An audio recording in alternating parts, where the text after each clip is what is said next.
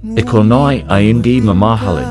Binura ang bawat pagdududa ko.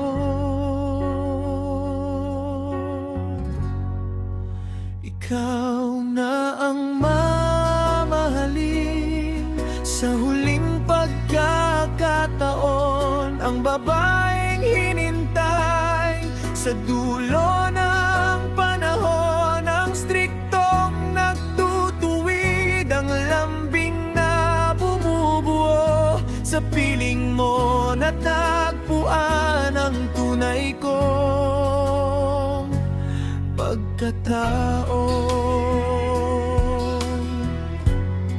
Ikaw na nga